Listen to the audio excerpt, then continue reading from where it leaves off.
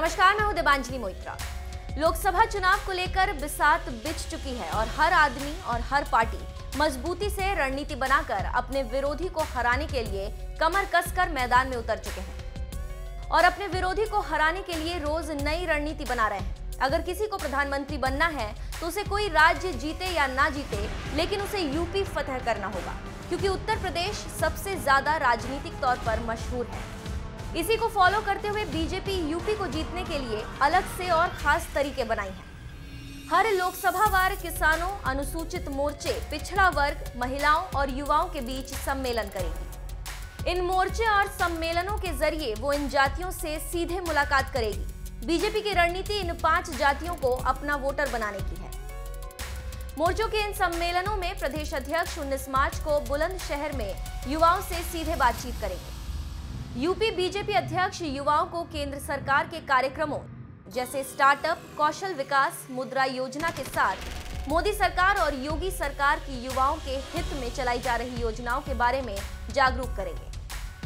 ठीक वैसे ही बीजेपी के दूसरे नेता जैसा कि उप मुख्यमंत्री दिनेश शर्मा साहिबाबाद में 17 मार्च को और ठीक उसी दिन नोएडा में केंद्रीय मंत्री जनरल वीके सिंह संबोधित करेंगे। इसके अलावा अलीगढ़ में महिला सम्मेलन होगा, जिसमें प्रदेश उपाध्यक्ष रंजना उपाध्याय महिलाओं से बात करेंगी। बीजेपी इन महिलाओं के बीच बताएगी कि कैसे उज्ज्वला गैस योजना से महिलाओं को फायदा पहुंचा। बीजेपी के रणनीतिकारों का मानना है कि वो सबसे ज्यादा युवाओं के बीच अपनी बात पहुंचाना चाहती है। वो चाहती है कि युवा माने कि बीजेपी सरकार ने ही उनके लिए काम किया है। 14 करोड़ से ज्यादा मतदाताओं में 1/4 वोटर युवा है। इनमें 18 से 29 साल तक के वोटर्स की संख्या 3.74 करोड़ है। इसीलिए बीजेपी इस बार यूपी में युवाओं पर दांव खेल रही है और युवाओं को रिझाने की कोशिश कर रही है। दूसरी बात, राजनेता हो चाहे वोटर, भारत में जाति की सत्यता को नकारा नहीं जा सकता।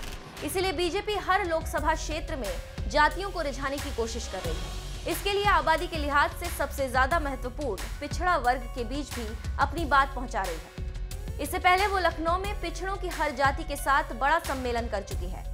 इसकी जिम्मेदारी डिप्टी सीएम केशव प्रसाद मौर्य को दी गई थी। इस बार लोकसभावार होने वाले सम्मेलनों की शुरुआत भी डिप्टी सीएम केशव मौर्य 16 मार्च को सहारनपुर से करेंगे। अनुसूचित जाति सम्मेलन और किसान सम्मेलन भी आगे होने की संभावना है। इनमें किसानों की कर्ज माफी से लेकर किसानों के लिए शुरू की गई किसान सम्मान निधि योजना से मिले फायदे को बताया जाएगा।